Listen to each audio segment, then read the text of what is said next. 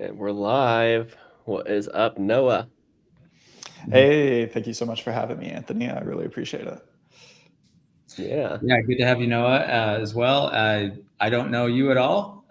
So Anthony is introducing us for the first time. So I would like to get to know you a little bit personally, how Anthony roped you into this, what your interest or disinterest in crypto is, where you're from, what you do, all that kind of good stuff. Just so whatever you would like to share about yourself.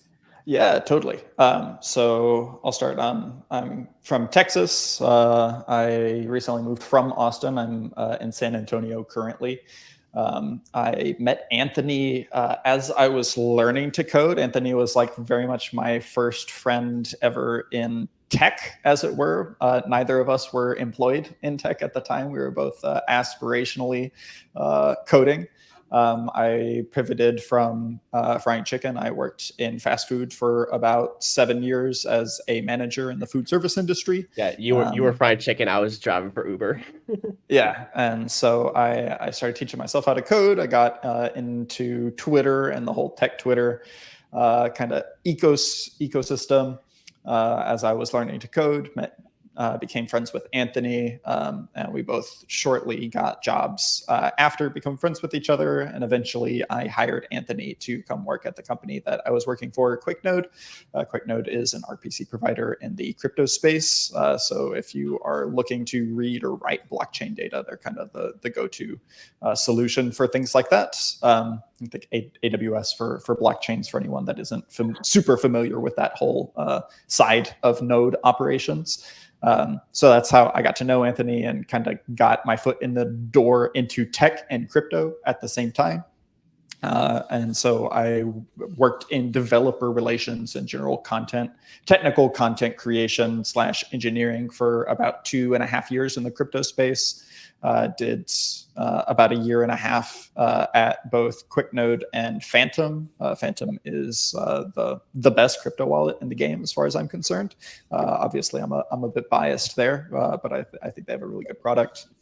Are they focused on the what ecosystem are they focused on? Is it Cosmos or something else? No, so they're the largest wallet in Solana, and then they're the second largest wallet in Ethereum, and then they just added Bitcoin support recently for all the ordinals degens.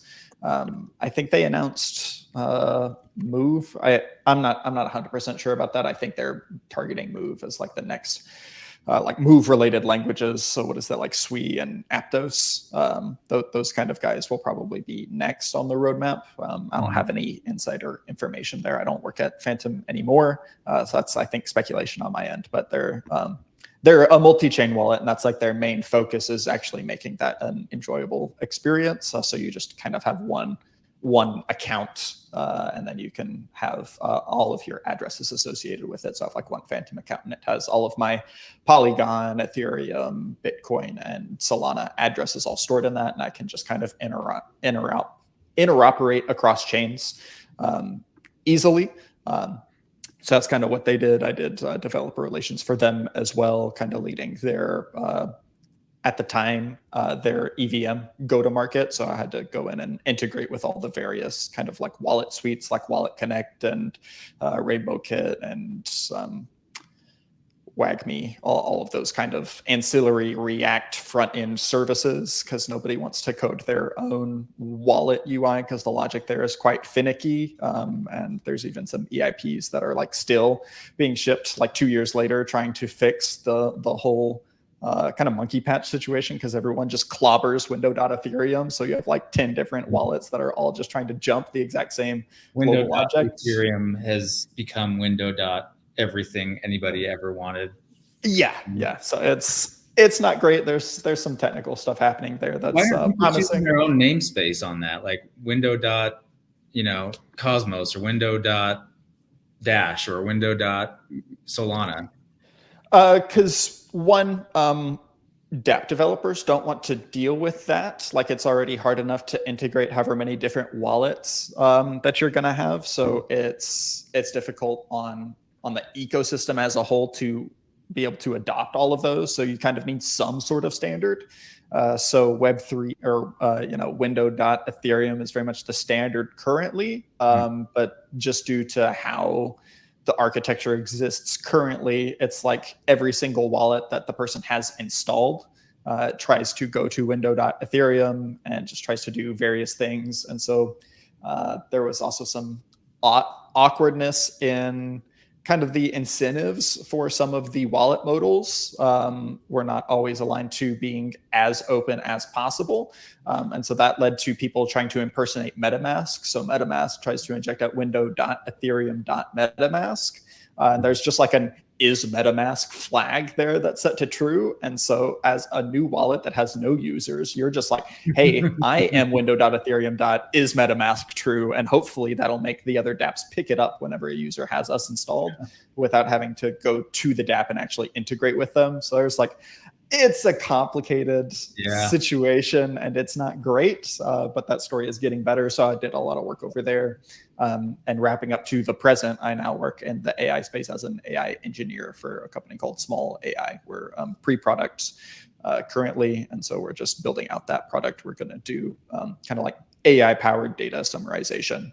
You can kind of see if you go to AI News, that's a button-down newsletter. There's a web archive. It's run by Swix currently. He makes that newsletter entirely using the platform that we're building out currently. But that is essentially a way to stay up to as well.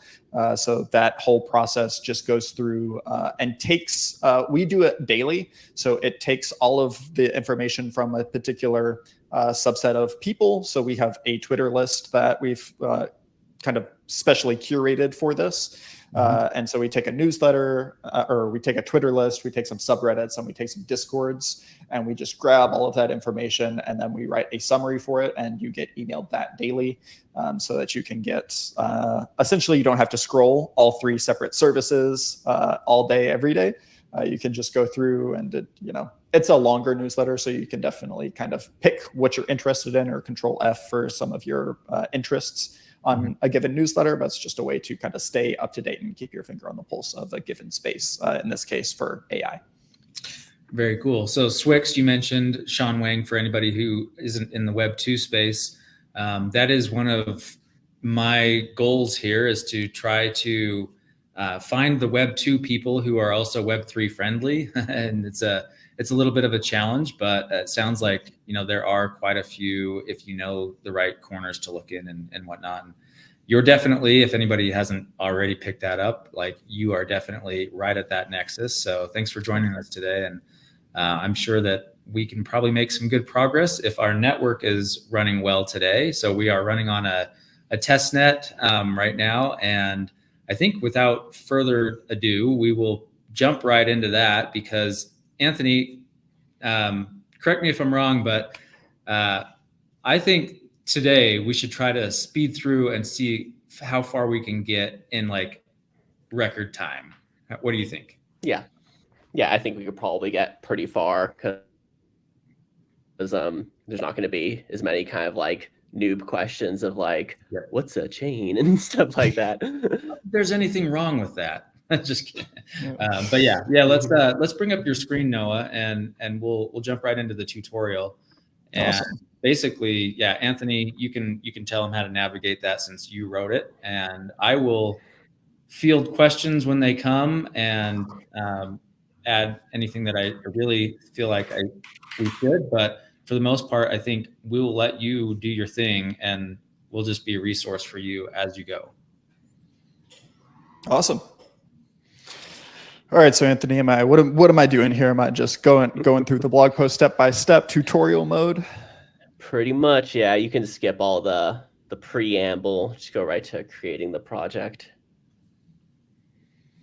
Cool. Okay.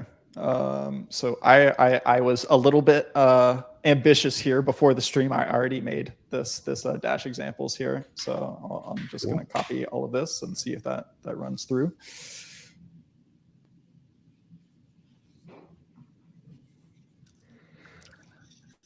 My favorite thing is installing. Ryan, which Dash version do we want to do? So yesterday we did this, and we were using Dash 15. I'm not seeing which one we're using right now. We're on 1.0/dev. This is gonna do the same thing. It's gonna install 15. We'll have to look in the package, Jason, but it'll probably show dev 15. And I think that we should maybe try 12 today and see if things run quicker that way. Because Dash says 4 for dev 15. Yeah, so let's change that to 12 and then nuke your node modules and npm install again, because there's controversy over what version we should be using and what's going to be the most current. Yeah, so the SDK is up to version dev.15, but the network is kind of running tailored to dev.12 so far, and in theory it's supposed to be compatible, but one of the things we ran into yesterday suggested otherwise, at least in terms of speed. So we'll test this, test 12, and see if we run into issues, and we'll switch to 15 if we do. Okay, so we're making some new scripts here. As y'all are talking, I'm just going through. I assume that is okay. Given you said speed run, so I am trying to. A couple extra curlies there. Yeah. These curlies. Thank you very much. And we need a comma. Oop, there we go. Cool. And so I want to create a scripts directory. Okay, so we're gonna. So this is telling me what, and then I'm just running this command. So essentially, it's one or the other. Is that right? So if I just copy this, I just did that. Okay, cool, great. I have an empty API. I should have a client.js and an empty scripts folder. Okay, that is wonderful. And so so I don't need to add anything yet to my scripts. I just have an empty thing. Okay. Yep.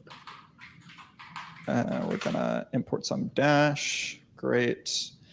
We haven't created a wallet yet, so yeah, my mnemonic is null. That's great. And we'll just run that. And now my scripts has a create wallet.js, and then we will put in here a new thing. That's great. And now npm run create a wallet. Bad option, env file equals .env. That is peculiar because check your node version again. Node-v. nvm use 20. Yeah, and this is why you should use Volta, not nvm. NVM is the scourge of my life because of stuff like this. Well, if we're talking NVM alternative, there's also Webby by AJ O'Neill. So I just have to throw that out there. Webby, webinstall.dev. Okay, so did this script write to my .env, or do I need to copy this? You gotta copy it, yeah. Okay. Copy.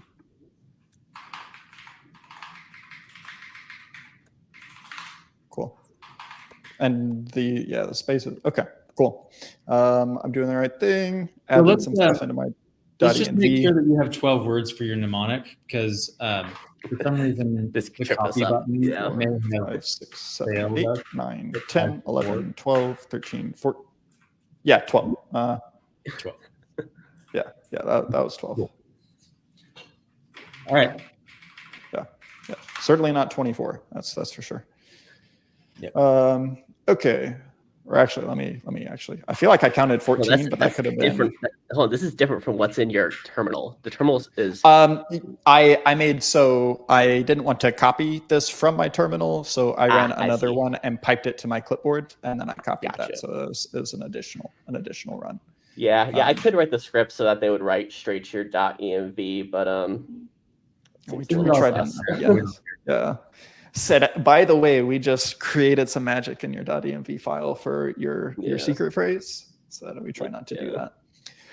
Okay, so now my favorite part, adding funds to a fresh wallet. So I'm going to go to the testnet faucet. I am unable to handle this request. Delete your HTTP, whatever, and just search straight from that.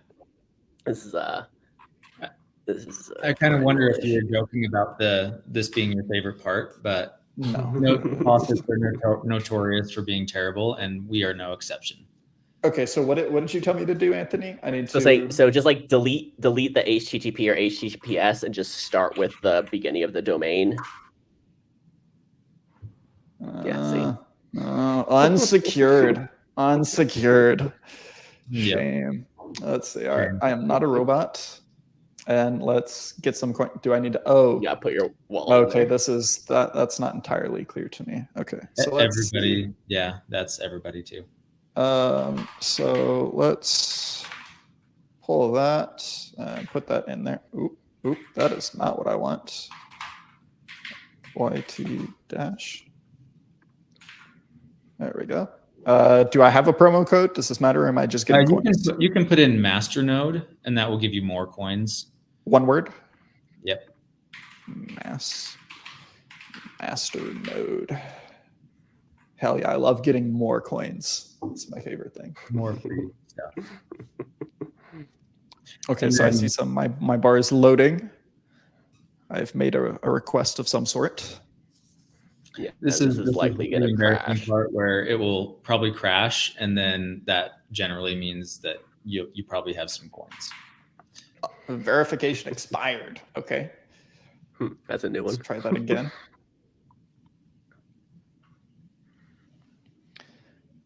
Anthony, do you have some coins that you can send him? No more Dash for me. Come back in 1 hour. Okay, great. Well, that means you might have gotten it. I believe that is what that means. Here, I'm going to pull up this again. Sorry, I don't want to share all of that. Let's see. We can open this back up and scroll. We did this. Okay. So we want to go to the Dash Block Explorer. Okay. We should make these link a new tab. And so I want to put in my address, and see what I've got. I have no I have an unconfirmed transaction balance. Okay, that's good. That means you're good. Okay, so even though it's how long should it take to confirm? It'll confirm. Basically, it's already confirmed.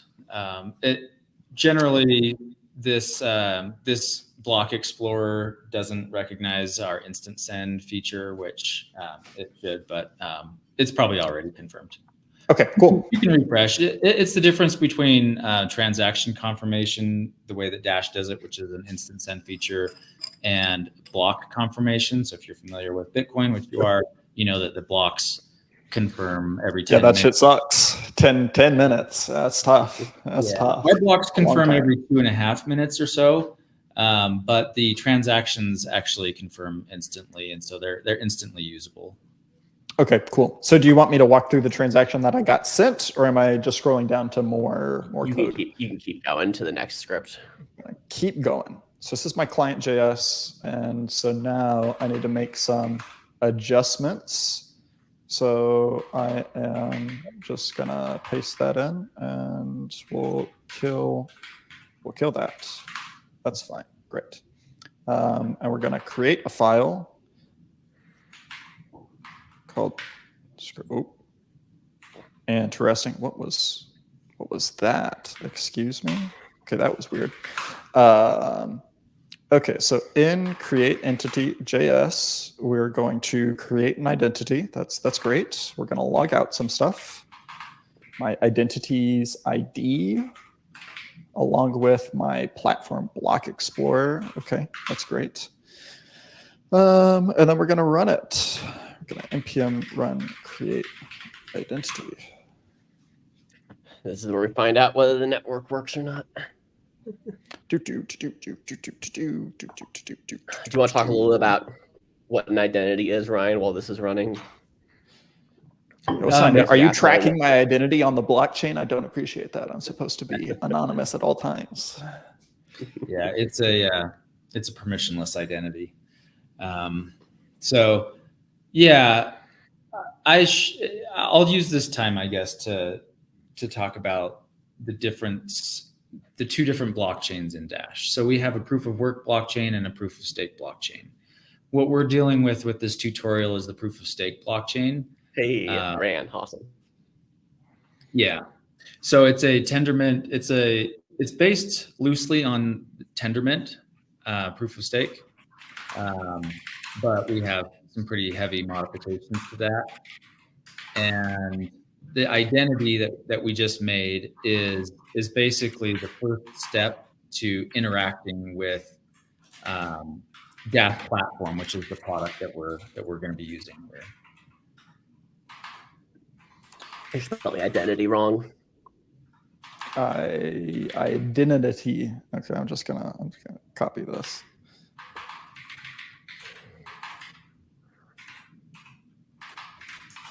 Cool. Great. So might be able to make it through the whole thing then at this rate. I've got my identity ID. I need to make another. I'm curious why you have echo instead of touch. Oh no, it seems that's like touch totally. I don't think touch is cross-platform. See things that you definitely have to think about. Yeah, so that's a big one. So, scroll up a little bit actually, and let's check out that platform explorer thing that it was talking about. Does it? Yeah, it did generate a thing. However, my current environment is very prone to crashing when I try to copy directly from the terminal. And that's what I did. I rolled the dice. So I could run the command again if you want to see it. Is there another way that I could just? Okay. You just need to go look at the link that is being console logged out. So go back to your file, like the create identities file, and then copy paste that URL and just pop the identity ID in there. Gotcha. So like this, and then we're gonna do this, but actually that's not gonna work. I need to go here. Okay. So over here, identity / wabam. Do I have two dashes? Yep. No, I don't. Fantastic. No data contracts created yet. Let's see. Is this a good URL? Wait, it shouldn't be data contract. It should be identity, I think.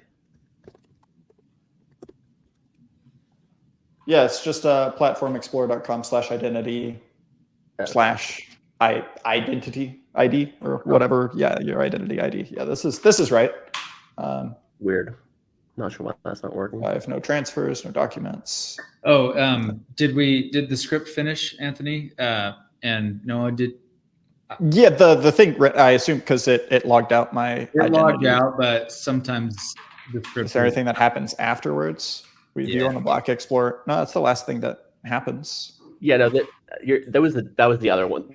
Okay, that was a different script that Nikki T or might just have might be okay. down for whatever I will reason. chalk this up to Block Explorers. Yeah, and so we just go to the next thing and assume all of that worked, or is that odd? Let's keep going. The retrieve identities one is finicky, so this one may or may not work. So we'll see what happens. Okay. So we can retrieve identities. If it does work, you'll confirm that we're good. Excuse me. Oh, oops. There we go. Fantastic. And so what this is doing is it's grabbing my account and it's grabbing my ID. And then it is going through all of my IDs and it's logging out the identities ID and the balance. Okay, great. That seems reasonable.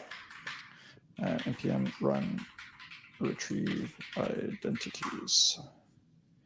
npm use 20. Yeah, sorry, it's been, I am thankfully not using Node on a regular basis currently, so I have not been dealing with.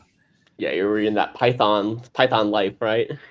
No, I'm actually in that Elixir life because I could not complain about Node's ecosystem at all if I was living in Python land, because Node is way better than Python as far as environments go. Python is quite it's bad. What are you doing? What are you writing Elixir for? Everything actually. Like I'm Elixir front to back currently, and Great, the retrieve identities worked fantastic, and I have a balance here. I have one identity and I have some balance there. Okay. So now I'm gonna keep going. I'm gonna top up my identities. That's my favorite thing. So we're gonna make a new script here, and then we're gonna copy my top up identities. And here it seems like the same thing, but I'm gonna call this top up command. I assume this is like a request for more testnet funds. Is that what we're doing here? So this is topping up the funds in your identity, and it's going to convert funds from the proof of work chain to the platform chain, essentially. Interesting. Okay, so my wallet lives on the proof of work chain and my identities live on the platform chain. And so I'm moving one to the other. Is that what's happening? Yeah, the wallet is associated with the L1 blockchain. And then everything actually is derived from those 12 words, both the L1 proof of work blockchain wallet, public private key pairs, and the platform identity. They're both derived from the same thing, but they are interacting with separate chains technically under the hood. Yeah, so the identity lives on the L2, even though it's derived from my mnemonic. Yeah, yes. That makes sense. Okay, cool. And so we're gonna run some top up identities.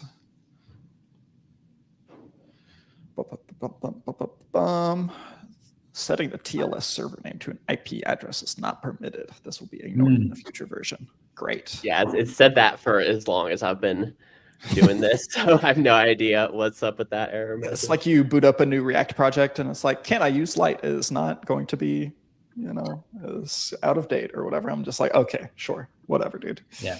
And this running without a specific adapter thing has been here for years also. So I guess we'll get around to cleaning that up at some point too. Yeah, I mean Dash core group. So just while we're waiting here, Dash is and was actually the first DAO, believe it or not. It's a very rudimentary DAO, but we have what's called a super block, and that pays out to proposal owners that have successful proposals.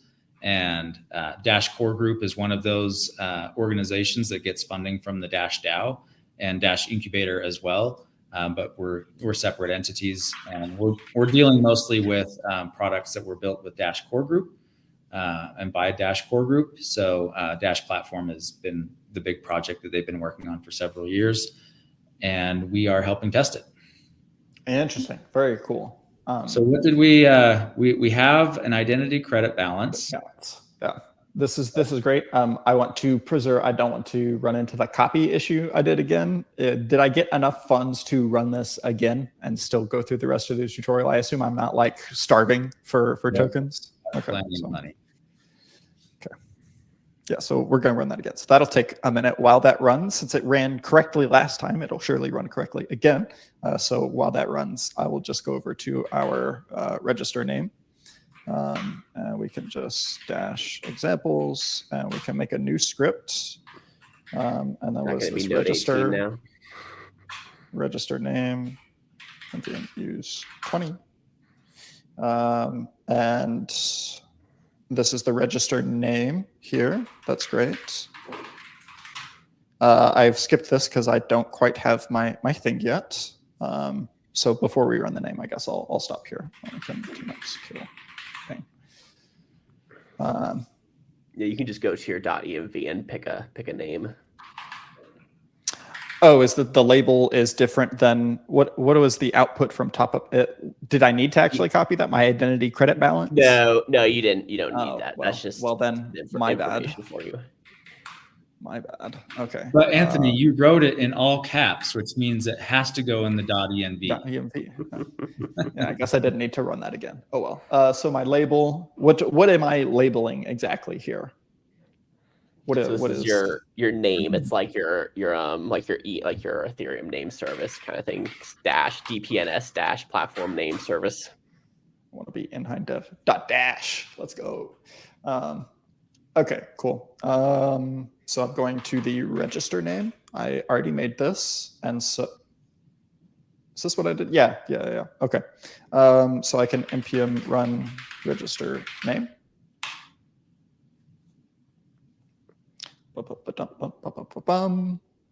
And so this is another write action to the blockchain on saying like, hey, here's my label along with my pub key. Please validate my label. Yes. Okay. Yep. Cool. I'll skip the details on that. I know stuff about blockchains. I know what's happening here. Okay. And so this document here, what is a document? Is this the output from my label? Is there going to be some? Here's where it gets interesting. This is pretty Dash specific, so. You want to go for it, Anthony? Explaining that a little bit, or? I mean, yeah. So what's happening here is you can kind of think of the Dash platform as a way to persist data without needing to write your own smart contracts, because the read, write, update functionality is built into the platform. So the document is going to be the data you persist onto the blockchain. So right now you're creating a name so that you can associate yourself with the documents you're going to create. The documents are just kind of like JSON blobs that are going to be stored on Dash platform. So it's very much the terminology is using the term document in the sense of document databases, where you have JSON-like objects that are stored in the database. So there are what we call data contracts, and that's essentially what you can think of as a schema that certain documents must adhere to that write against that schema. So you could think of a basic schema as like a blog post, and the blog has a title and a description and text, and that would be your schema. And then documents would be all the things that adhere to that schema. Yeah, TBD does something similar to that for the decentralized identifiers. The DIDs, they have a similar thing like that. You define some schema from, I think it's some very old web standard. I think it's like schema.org or whatever. It has a bunch of records, but it's just like you yank some schema from there for compatibility. Is it JSON schema? That doesn't ring a bell, but it's something very similar to that, where it's just like it has a bunch of entities and you just declare like, hey, here's the entity, and it goes to the website and yanks the schema and expects that to be the kind of object that it works with. So it's a very similar idea. I'm sure there's variations in the actual implementation, but I think that's a good approach to things. Allows pretty good interoperability as long as everyone can see like, hey, this is what the blog looks like. So I can, kind of have an idea on what keys I have to the object. Going to the document that got logged out here, I don't have any data here. This is the I just went and looked on Platform Explorer, and it's only showing stuff up to June 13th. So I think something's happening with the Platform Explorer. Okay. Let me ping Miguel and see if there's anything that he knows about. He's the one that wrote that, so let's keep going and see. Technically, we can keep doing stuff without knowing from the Explorer. Yeah, it seems to all be working. Just we don't see it on the Block Explorer. But so in theory, I should see something kind of. Whoa! I just wanted to get a bit. Can I do this? Yeah, I should be kind of looking at.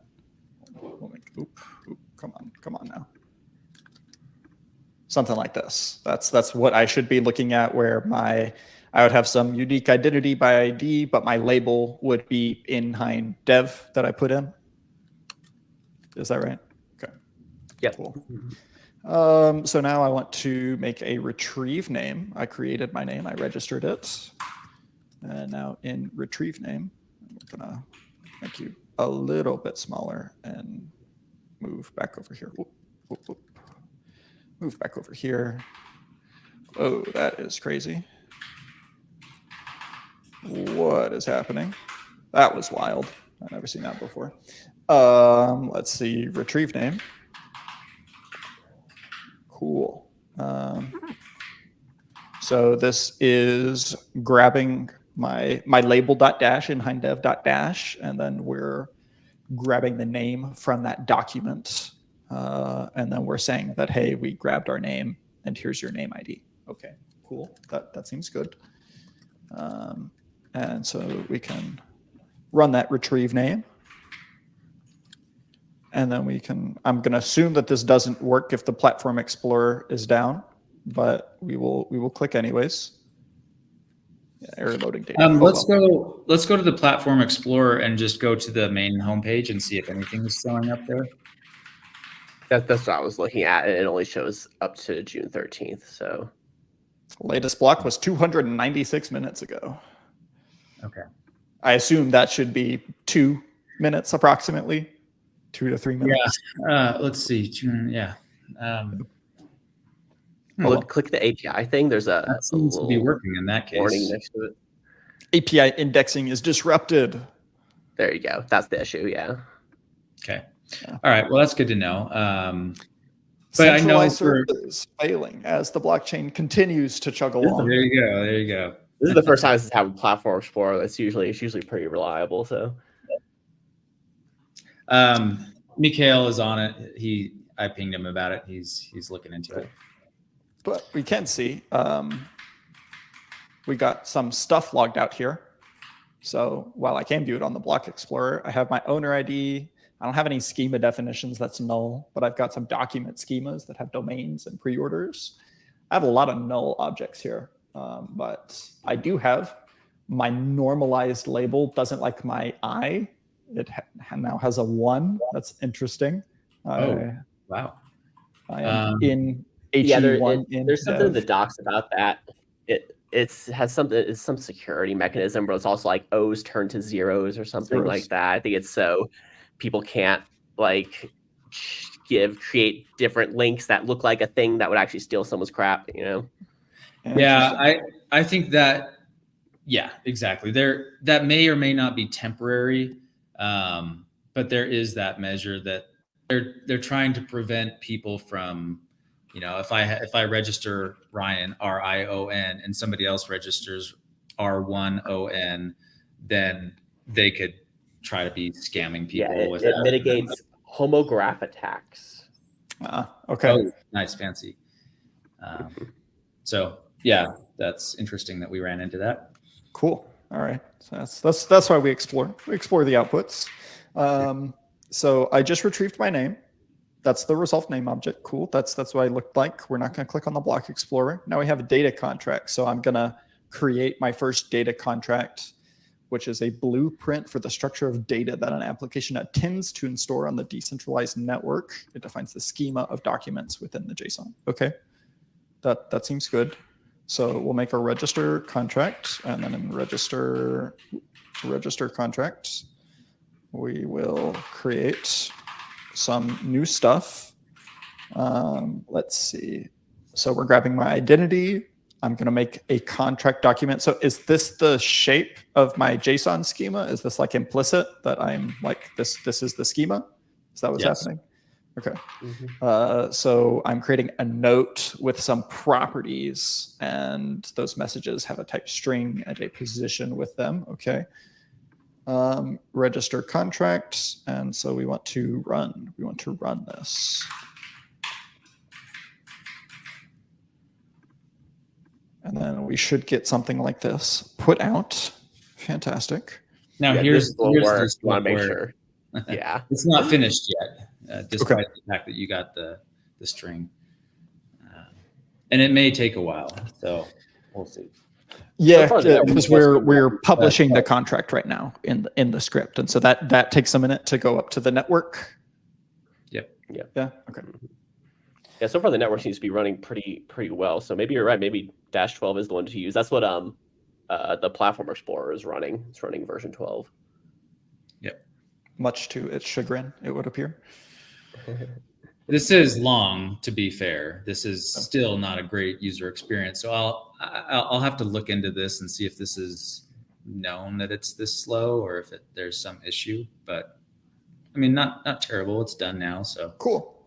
And so we have another thing where we have my format version, and then here's my document schema that I already talked about with my note and my type and my properties. That's great. We love to see that. That's cool. What is and then here we need to grab your contract ID and put that in your .env. Okay, I will grab that. What is this $ stuff? What is that? That's above my pay grade. I'm not actually sure why they have a key with $1 on it. Okay, because I saw a bunch of them in the one up. It may be something. So this is adhering to JSON schema. I looked up schema.org, and that's different from what we're using, which is, you said schema.org was the other project. Yeah, I think that's what it's called. I'm not 100% sure, but it's something similar to that. Yeah. So we use JSON schema, and I don't know if the $ thing has special meaning in JSON schema. That's something I'll have to look into. Hello, there we go. So I want this, the contract ID. Okay. And so where do I want to put that, Mr. Anthony? I need to put this in my .env. Yeah. Don't grab the one from the blog. Yeah. I just highlighted it. Contract ID. So I need to go back here and kill that. Cool. So we did that. The $sign is the JSON schema thing specifically. It's to denote specific keywords that how to use in JSON schema, things like schema, ref, ID. That's what I was thinking. Okay, so we registered the contract, and that gives us a contract ID. Cool. And so now we can retrieve the contract using that ID. Is that what we're doing here? Yep. Okay, so we're gonna retrieve the contract.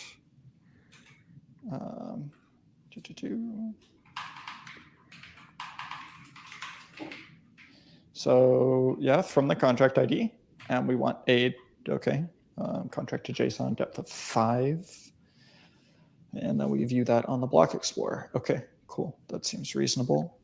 So we can run retrieve contract. Cool. And this is the same URL where it's like, hey, here's the data contract. Let's try it. Let's try it now and see if it works. Oh, you need to do your PB copy, I guess. No, my links work. My terminal is smart enough to see the link, but if it's just the whatever, yeah, cool. So we can see it. That's we're back up and running. Cool. So I have my identifier, which is my contract ID in my .env, and this is me. I'm the owner. We've done some stuff. We've done some creates and some top ups. We did 2 top ups on accident. Oh well. Cool. And that's my transaction. Revision. If I make an edit to this, does my revision go up? Yes. Yeah. I think that's part of the tutorial, right, Anthony? Yeah. The update tutorials get update contracts to the next thing to add in authors. So we retrieved the contract, and now we're going to update it. Fantastic. My update contract. Update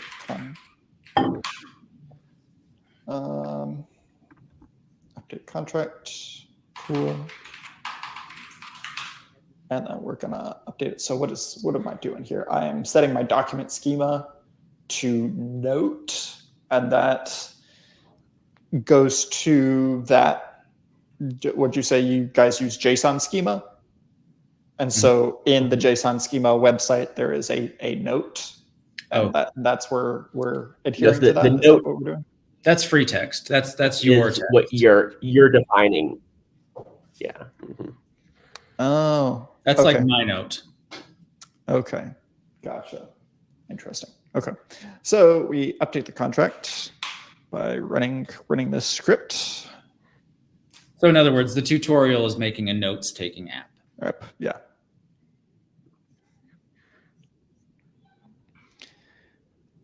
And we will get essentially this same thing. This is just a contract object because I've spit out 2 or 3 of these now already, and they just get, I should see something similar to this because I had the other one.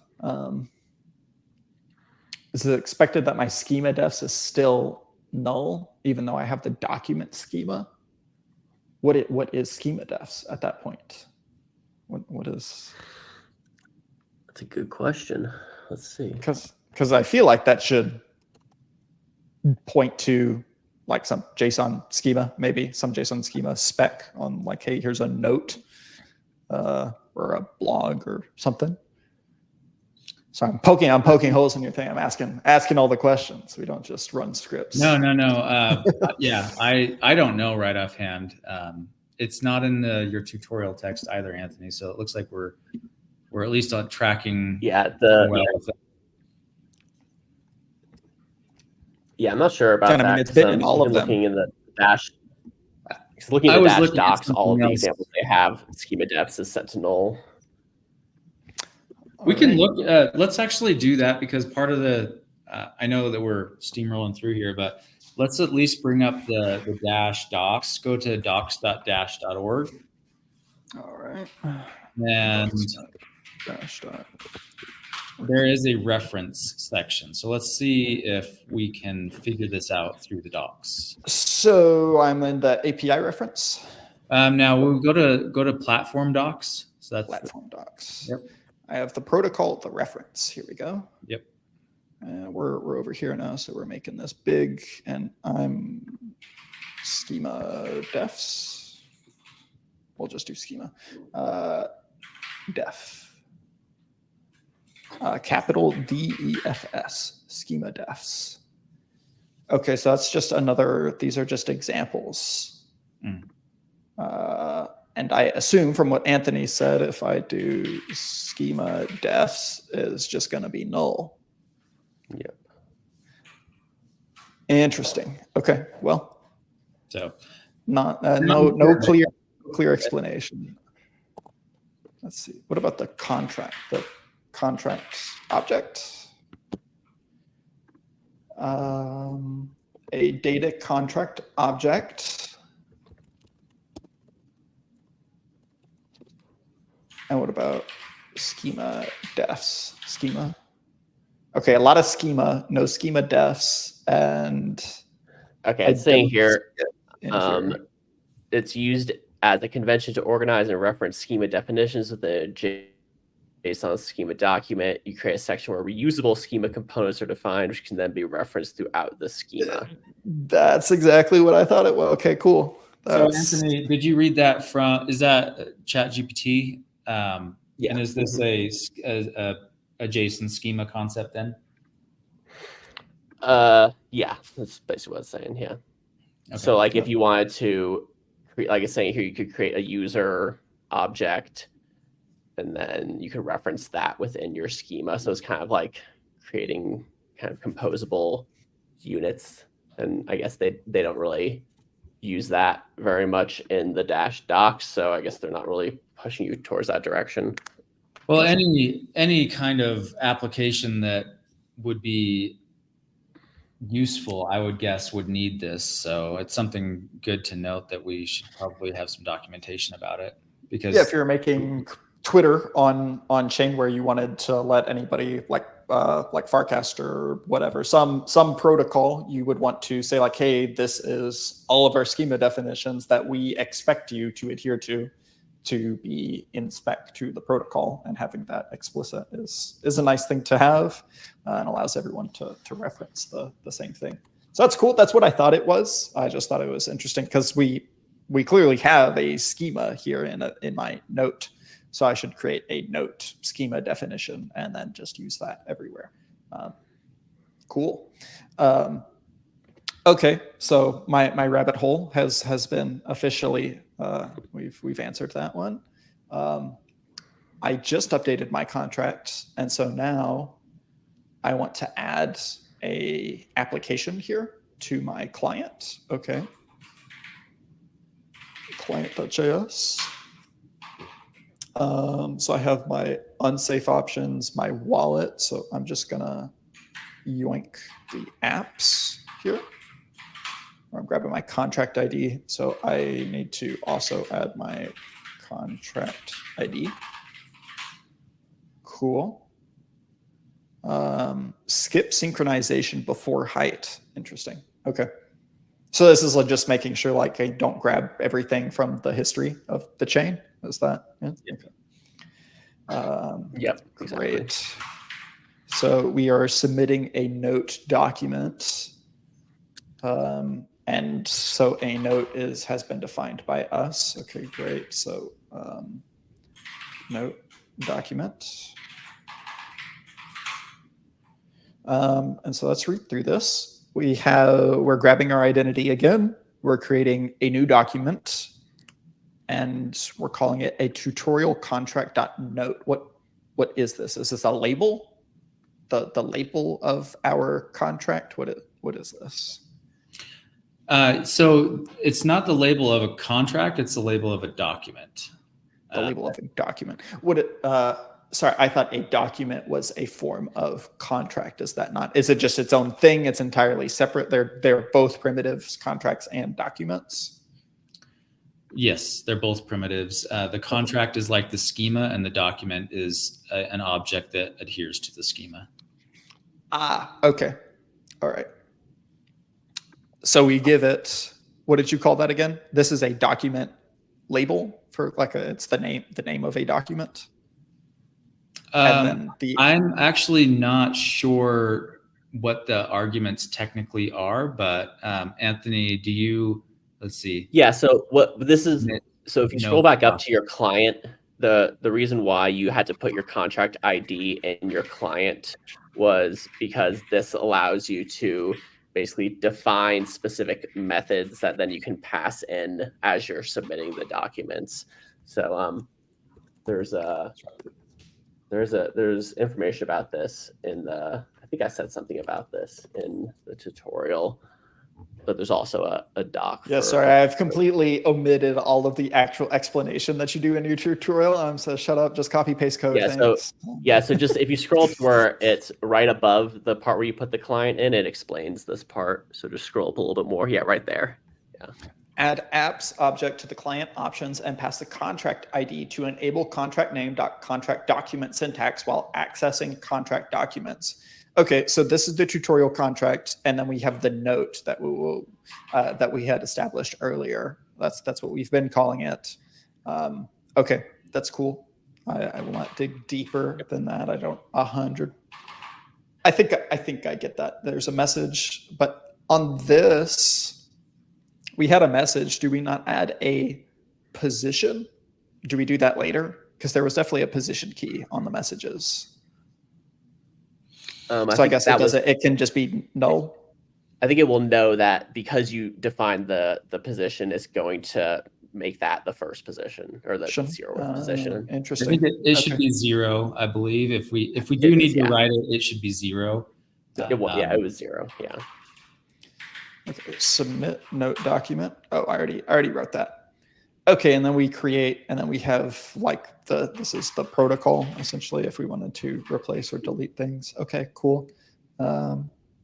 We have the submit note document, and we're going to have an output of my document ID and then a bunch of other stuff. Okay.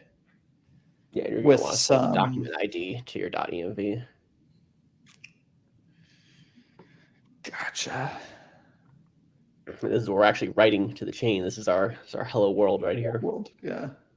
Yeah, I'm sending a message to so I created my contract, and then I created my document, and now I am updating one of my documents with my note schema stuff. Okay. Cool. Yeah, my document schemas are of type note. That makes sense. Man, that's a whole lot of null and false. Just everything is non-existent except for mutable contract. We can do that, and can be deleted contract. Okay, interesting. And it's of type note. That's cool. I like that. So we're writing to the chain, and then we want to be able to get my document. Whenever I write to this, I have my. Is this the same document ID that I got earlier? This should still be the same document, right? Like it should log out whatever.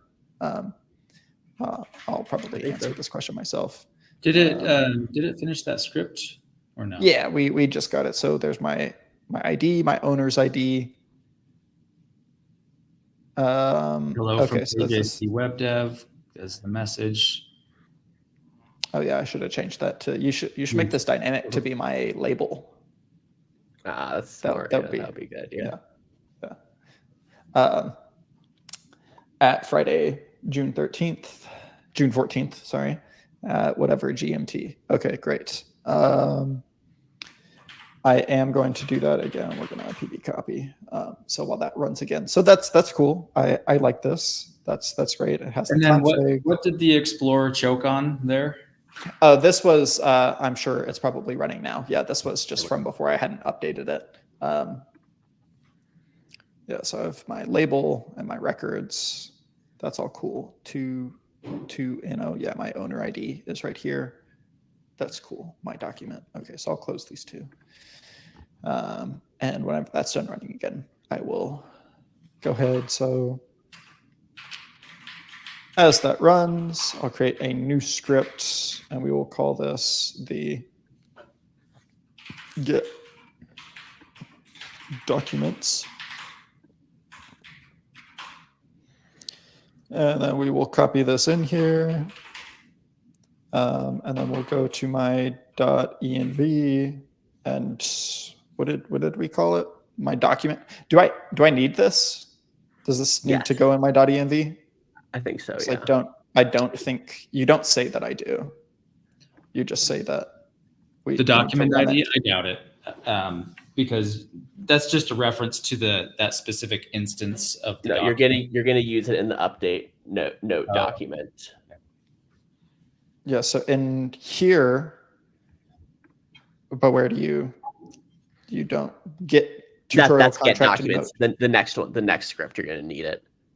Okay. Is this? Oh, this is get documents. Okay. Yeah. I'm gonna go a little bit ahead. Yeah. So in the tutorial, the document, you have to know which document you're updating. Yeah. Just noting, you do not tell me that I need to do this in here, as far as I can tell. I think there's it's from here. Yeah, like it's like we said before, it's in all caps. It needs to go in there, but that was not true for all of them. Well, that's not necessarily true, because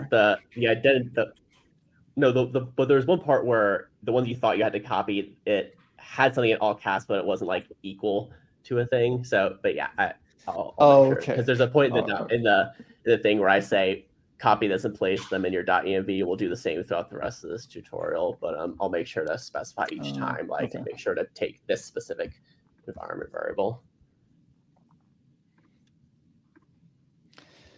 Okay, and I did something. I blew away my clipboard, unfortunately. So I'm running that one more time. Apologies here. We're chugging through. This is good. This is a beefy tutorial. We're doing a lot here. Yeah, totally. This is, I think, the furthest we've got so far, right? Oh yeah. We're good. And in half the episodes. Okay, so I need to gonna go back here, and we're gonna do this. We're gonna kill. There's a lot there that I don't want. Wow, that was interesting. Transaction sync worker. This is probably is this an error? Block height changed handler is already set. Interesting. Okay, whatever. I have my document ID. That's all I care about. Forget all that. That didn't exist. All this in my .env. Get out of here. Okay, cool. We have my document ID. And I'm still a bit ahead of myself because I need to do my get documents call. Okay, so I need to save this. I need to npm run get documents. And I didn't need the ID for that. I could have done that earlier, but cool. Since I ran it 3 times, we've got 3 of them, and we're about 2 minutes apart on each of them. Interesting. Is that from whenever I ran it, or from whenever it gets confirmed on chain, the time? I assume it's from when I ran it. Yeah. And then that just, that's definitely how It that should be works. when you run it, Yeah. Okay. So we got all of our documents. JSON date. And now I want to get a single document. So we'll create a new script where I update note document. Update note document. And we'll grab my tutorial contract note where my ID is my document ID. That's great. What is this an array of? Well, this is not just a single document. I mean, you could create multiple documents, I guess, but right now there's only one. There's multiple notes in the document, but you could create multiple documents, I think. Like, but this is getting documents. Yeah. If I had multiple things, okay, all right, that makes sense. Cool. And then we're setting a message. This is gonna.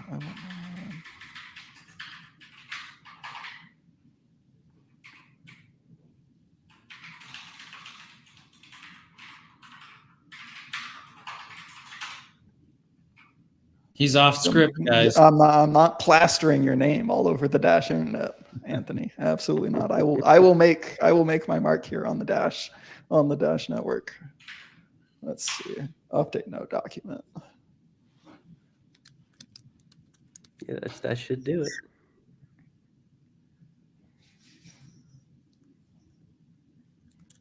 Whoa.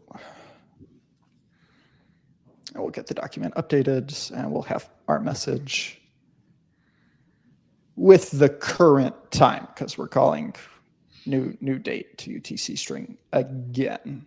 So I'm kind of surprised that the created ats and the updated ats are null, honestly. I'll have to look into that, because that's supposed to be a system variable that populates. Yeah. Blockchain time. Is it not in the we had so that finished running. I thought it had to do with wow, have I already gone through that much? All right, I'm not going to go through it. There was like I had all of the arrays of like the created at and the deleted and the updated, and I think one of the notes earlier. Okay, so we updated the note document. Oh, I see that. I see a thing right here. The created at and update at fields will only be present in documents that add them to the list of required properties. So I need to update my contract to actually include that. Yeah, because those are just empty arrays in the tutorial, right? So you'd need to put the document in there so that they populate. Is that right?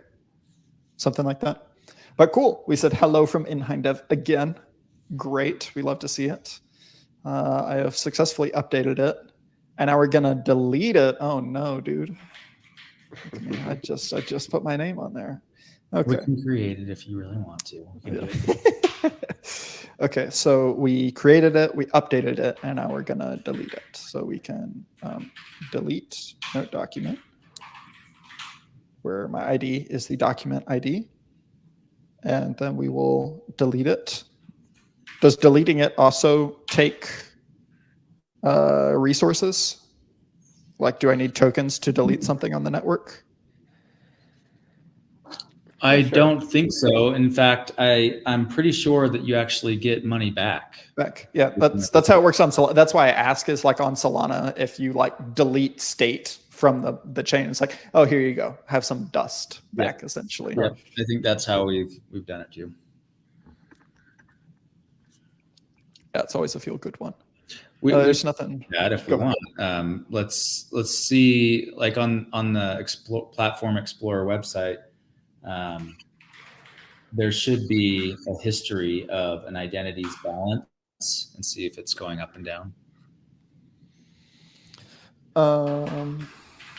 So in my .env, what would I look up for that? Would I be my identity or my wallet address? Identity, I believe. Okay, so here I did just delete it. So what was it? Identity / this. Oop.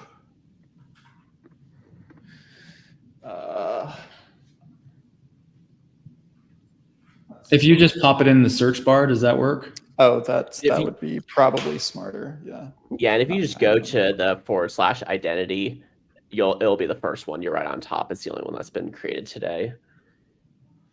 Oh, interesting. Or is it identities? Is it identity, plural? just identity, singular. Identity. Am I misspelling it? Try using the hamburger menu. Identities. Just Fantastic. Identities. Yeah. Oh yeah, the only one created today. Yeah. Look at me, fantastic. Let's see. Transfers.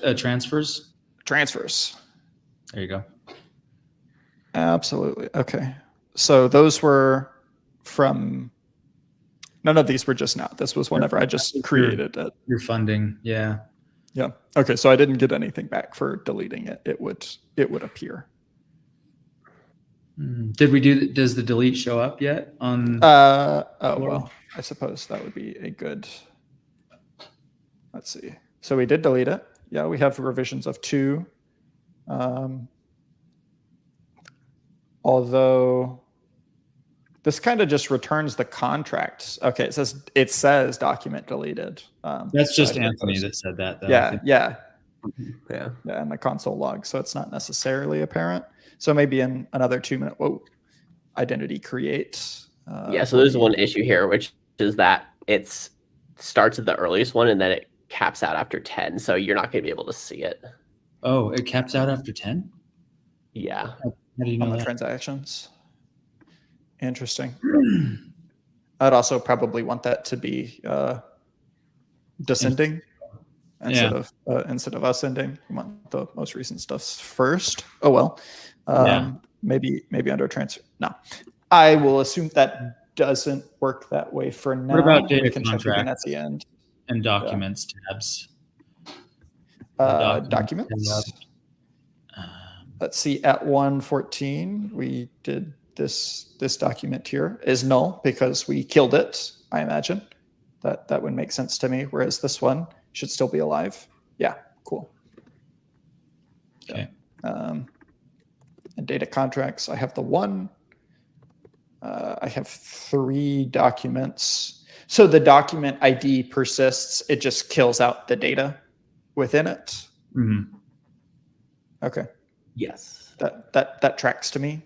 And yeah, revision count of 2 because we created it and then we. I believe that's probably happening at the block explorer level, though. I would be surprised if a history of the documents exists on the chain itself. But yeah. Oh, you think like it completely obliterates it and like I wouldn't be able to query for it and the block explorer just has the historical data and is holding on to it? That's my guess, but I have to look into that. Okay. Okay, Yeah. moving on. Let's keep going. We're close to the end. We got 10 minutes left. Okay, so I can we will run this command. So we got through all of the scripts. So now you're gonna create a backend. So in my API, my server, we're gonna toss all of that in there, and we're gonna npm run express, running on localhost 3001. What is my name? The label? That's Hein dev. Yeah, exactly. Hein dev. That's my okay. Yeah.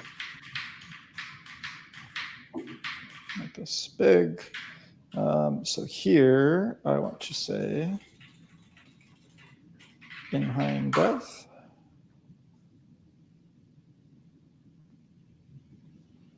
Sweet. Cool. Fantastic. Yeah, so now basically you have an Express server that will serve you this data. Very cool. Let's see here. And then we can create a next app. Dear God, help me. Let's see. Is this in a new folder, or should this still be in Dash examples? Still in Dash examples, yeah. And then keep your server running. Yeah. Okay. Yes. Yes. Yes. Yes. Do I want an SRC directory? Yes, I do. Yes, I want to use app router. Yep. Let's see. Would you like to customize the default alias? No. Yes and no. I don't think that it matters either way, but no should be fine. Okay. Now in my next step, I want to go to my page. Okay, we're just going to page.js. Oh, but I have all my node modules. Damn it. Let's see. Next, SRC app. Oh, yeah, it's not even. So what do I want? I want my page.tsx because it's not JS. Pretty sure this would be JSX anyways, even if I said no. I think this is. I think that's because this is JSX. Although my home looks quite a bit different than yours. Yeah, no, it actually is .js if you select not to use TypeScript. Interesting. That's just how the create next app does it, Yeah. npm run dev. Okay, and so identity. Where am I getting identity from? So that's just to make sure that your next app is running, and then after that, we're going to actually include the logic to fetch it.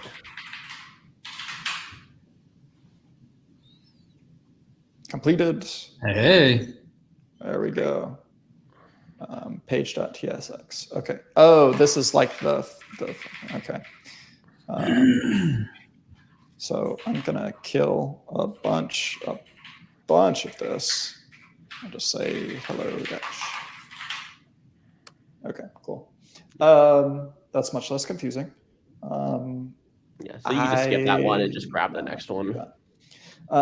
So I want to, am I not using client currently? I'm not using client currently. Okay, so we're just gonna. Yeah, just grab the whole thing.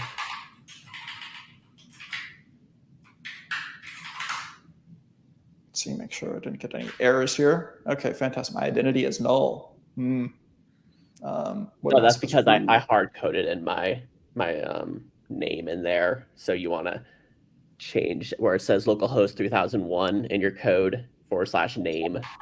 Yeah, I need to fix that. Local. Yeah, so change that to Hein dev. Yeah.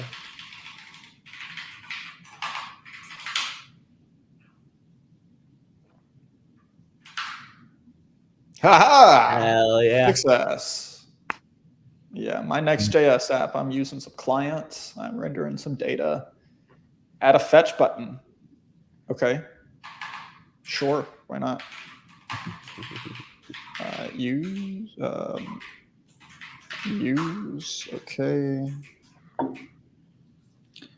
Oh, that's not what I want to do. I would just blow away the whole thing and copy paste it in. Yeah.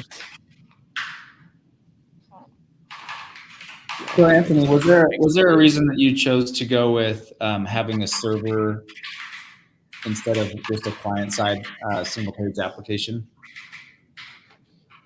Because then you would be exposing your wallet mnemonic. Yeah. That is a very good reason. If I have to say so myself. The single page application can use, it can prompt the user for things like that. Yeah, you could keep it in like local storage. Yeah. Or have a there's a button there. Fetch data. Okay, we did it. We got to the end. Everything worked. Hell yeah. We got 5 minutes to spare. Noah, you're a legend. You receive an A, Noah, because we'll only Let's go. Let's go, dude. So I'm gonna squid. Gotta do that. There we go. I did it. We got through it all. You love to see it. That was epic, dude. That was epic. Awesome. Yeah. Yeah. So That's Dash platform in a nutshell. It allows you to store data on the Dash platform blockchain, proof of stake blockchain. And it uses credits, which is just a different denomination of Dash. So yeah, that's how does that compare with things that you've seen in the Solana ecosystem, Noah? Good. I would say without knowing more about like how to get Dash and the monetary value, like how much money I would have spent for that to be on chain and to do all of that. It's hard to do a straight compare contrast, but overall that was a pleasant experience. Like definitely meets the bar to me for things as far as like I don't want to do so many hoops. That's about the I say so many hoops. That's a lot of hoops to jump through, but that's just like where the space is at currently. I cannot hold that against Dash. So yeah, like we overall, went through a lot of modern stuff just for learning. We could have went straight to the app, for example, and just popped it in, but yeah, that could have been a web app where it said, here, create contract, create identity, create stuff, update it, delete it. And I could have been like, cool, I clicked some buttons, I ran the web app, and I'm done. But I feel like I have a good holistic view of it. And going through each example, like I was able to ask questions of y'all and be like, hey, what is like schema defs? That's a good one where it's just like, what the hell is going on here? Why are there $ in my JSON? Like you don't get that from just like a GUI web app clicking around and being like, cool, I did some stuff on chain. I'm a degen. Thanks for the airdrop. I'll be looking for that later. That was like I did an actual thing. That felt good. Yeah. Speaking of airdrops, we will. This is something that we do paid work. So we'll do that, coordinate that off stream. Anthony and I will walk you through how to make your claim on that. But yeah, thanks for coming on, getting right through all the way to the end, Noah. And yeah, we'll if there's anything else that you're interested in, if it's kind of piqued your interest, then there's more that you could do as well. So just let us know.